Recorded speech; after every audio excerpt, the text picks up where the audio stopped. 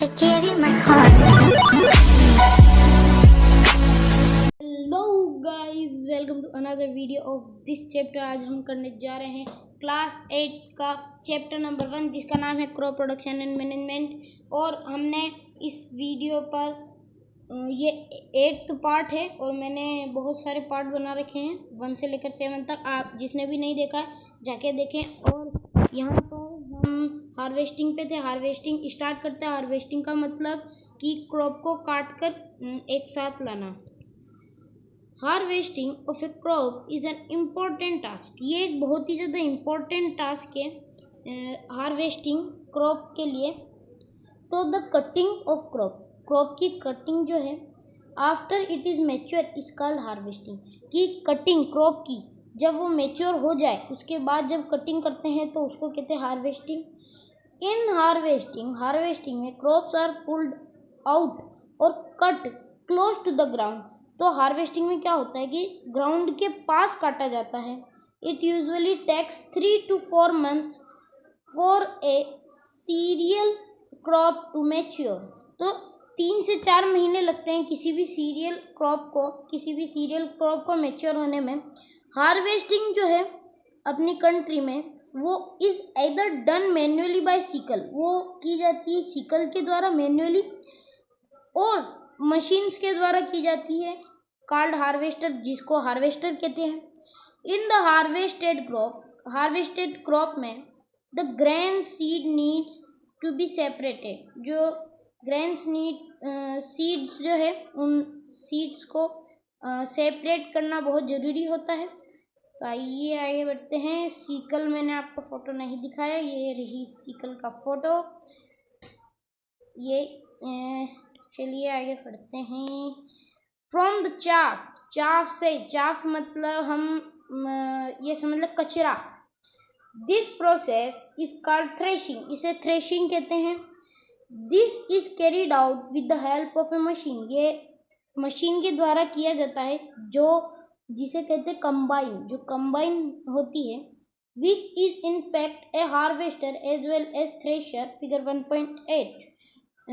जो हार्वेस्टर, जिसे हार्वेस्टर भी कहते हैं कंबाइन को। तो मैं एक चीज़ बताने जा रहा हूँ आपको कि आप कभी खेतों के आसपास जब हार्वेस्टेड का मंथ आता है आसपास, अगर आप आपने कभी देखा होगा कि कोई सी भी चीज़ है उसमें आप कोई वीट डाल रहा है और इधर से धुआं निकल रहा है। सॉरी, धुआं नहीं कह सकते उसको, धूल जैसा कुछ कचरा निकल रहा है, हवा में उड़ रहा है, तो उसे कंबाइन कहते हैं, उससे ही थ्रेशर कहते हैं। जिसमें इधर से तो क्रॉप डालते हैं और उधर चाफ निकल जाता है और सीड अलग निकल जाते हैं। ओके, यहाँ पर पहेली क्या पूछ रही है कि पहेली after harvesting sometimes stubs are left in the field. तो क्या होता है कि स्टब्स जो है वो बाकी के बाकी रह जाते हैं कभी हार्वेस्टिंग करते था। Which are burned by farmer, जो जला दिए जाते हैं फार्मर्स के द्वारा बाद में। पहली जो है वरीड हो जाती है कि she knows that it causes pollution, कि वो जानती है। वो वरीड क्यों हुई? क्योंकि वो जानती है कि इससे पोल्यूशन फैलता है। It may also catch fire and damage the crops lying in the fields, और ये डैमेज पहुंचाती है जो फील्ड्स में जो क्रॉप्स होती है उनको भी बहुत ज़्यादा नुकसान पहुंचाती है। Farmers with small holding of land do the separation of grain and chaff by winnowing. अब देखिए कि किसी के पास बहुत ही कम लैंड है तो वो ऐसा तो है नहीं कि वो इतना बड़ा थ्रेशर लाएगा, कंबाइन लाएगा और उसमें अपनी 1-2 बंडल्स, या आप मान सकते 20-30 बंडल्स जो है उनको करे। तो ये लोग क्या करते हैं कि ये विनोइंग करते हैं। You have already studied in class 6, आपने इसको 6th में भी पढ़ा है अगर आपको याद हो। हवा से किया जाता है, मेरे को तो याद है। देखो, हार्वेस्ट फेस्टिवल। अब देखिए हार्वेस्ट का त्योहार देखते हैं क्या होता है इसमें।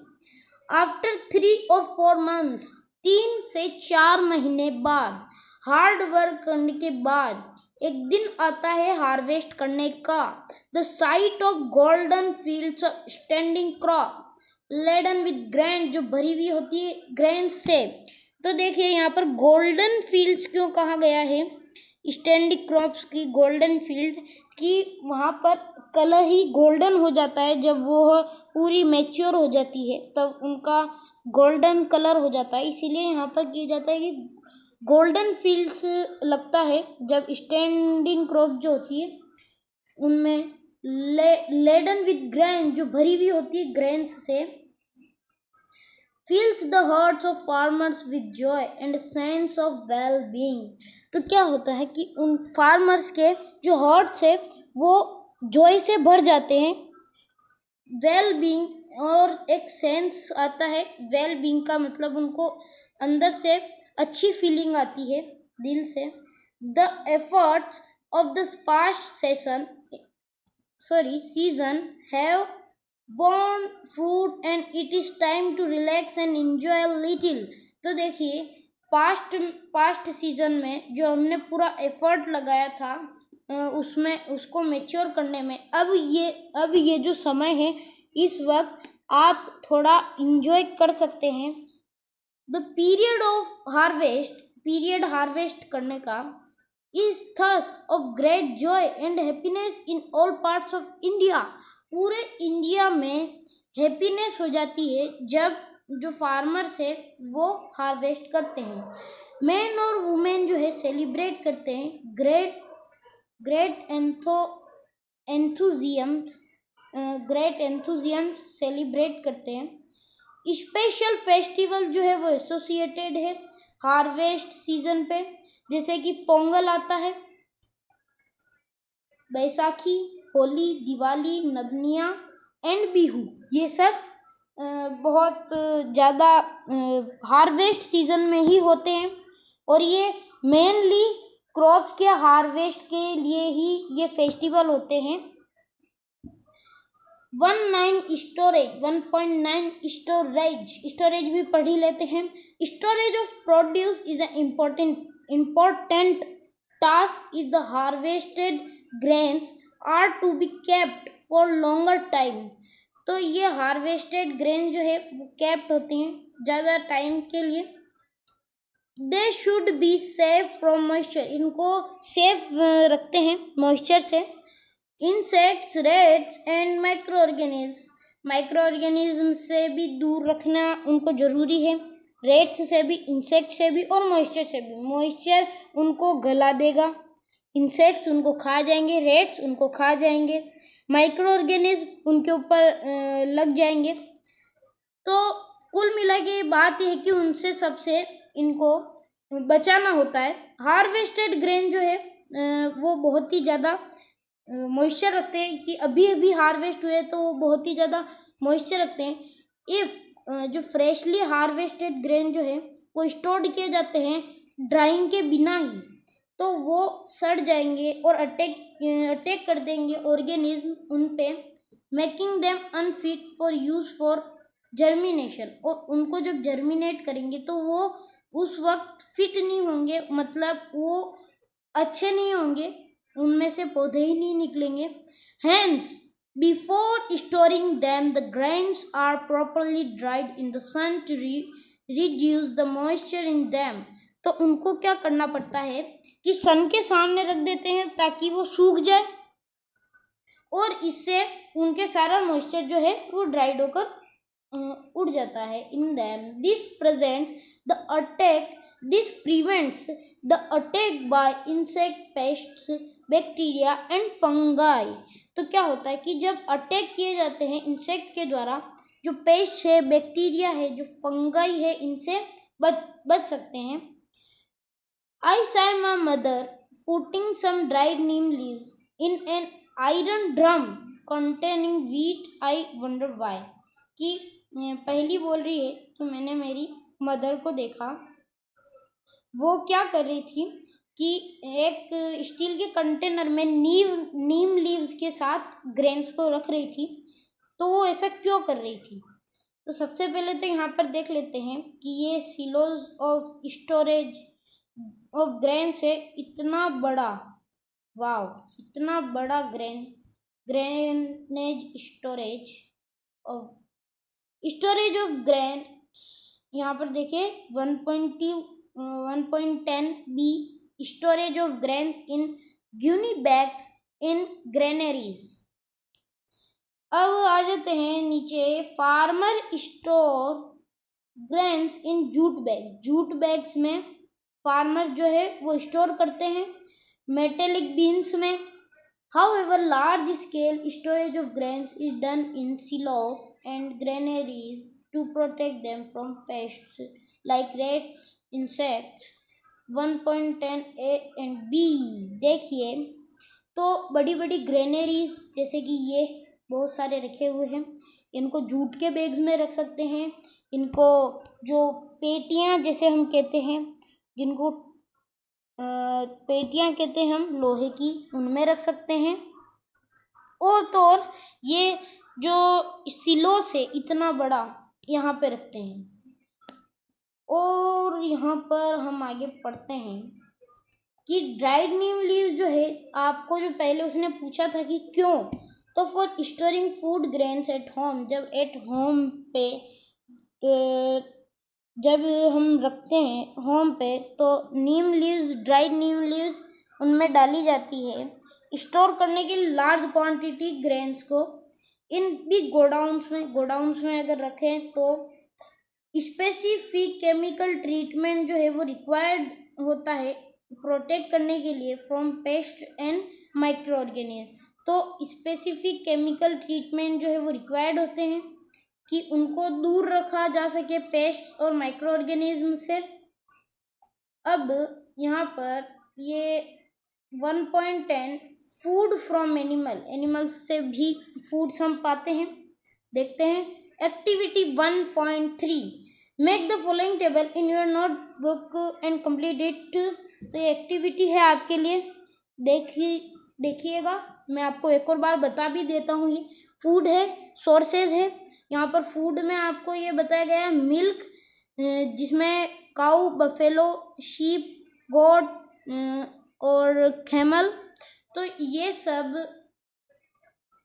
पाई जाती है काऊ से। मिल्क जो फूड है वो काऊ से ले सकते हैं, बफेलो एंड सो ऑन यहाँ पर बताया गया है। ऐसे ही फूड लिखना है किससे पाया जाता है, फूड लिखना है किससे पाया, फूड और किससे पाया जाता है, ये सब आप लिख सकते हैं।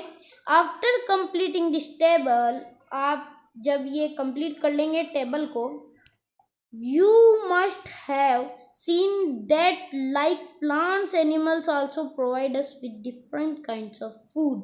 कि plants के बजाय animals भी हमको प्रोवाइड करते हैं फूड। कुछ जो पीपल से जो रहते हैं कोस्टल एरियाज में, वो कंज्यूम करते हैं फिश को बहुत ही ज़्यादा कंज्यूम करते हैं कोस्टल एरियाज में, और उनकी एक पार्ट ऑफ डाइट होती है ये। इन द प्रीवियस क्लासेस, पिछली क्लासेस में आपने देखा होगा कि जो you have learnt about the food जो है that we obtain from plant, जो हम ऑब्टेन करते हैं प्लांट से।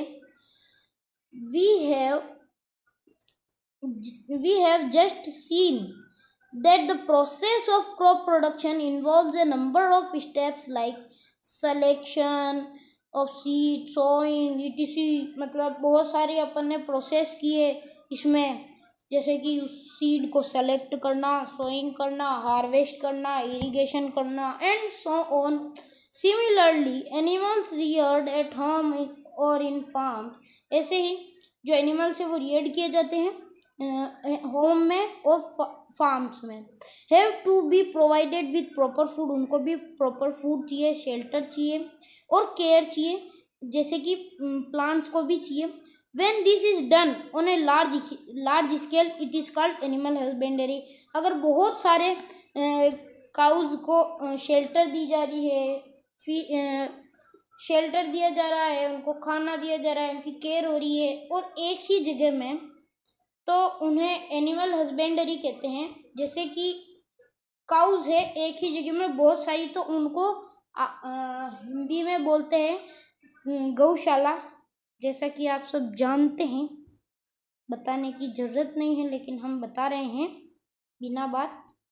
Fish is good for health, we get cod liver oil from fish which is rich in vitamin D. तो देखिए fish जो है गुड होती है हेल्थ के लिए, और कॉड लिवर ऑयल जो है उससे पाया जाता है जो रिच होता है विटामिन डी में। अब देखिए नीचे है कीवर्ड्स, एक बार आप देख लीजिए, इनमें आप एक एक बार अपने मन से देखिए कि हमको क्या क्या जो टॉपिक्स है वो नहीं पता है, और व्हाट यू हैव लर्नड भी आप एक बार देख लीजिएगा। और हाँ, ये ज़रूर कमेंट में बताइएगा कि हम जो मैं हूँ वो आप ज़रूर please please please please comment में हमको बताइएगा कि मैं क्वेश्चन आंसर्स की भी वीडियो बनाऊं या नहीं बनाऊं। ये आप बस एक बार डाल दीजिएगा। तो तब तक के लिए गुड बाय, टेक केयर। और आपको अच्छी लगी हो तो लाइक बटन पर लाइक ज़रूर कीजिएगा। तब तक के लिए गुड बाय।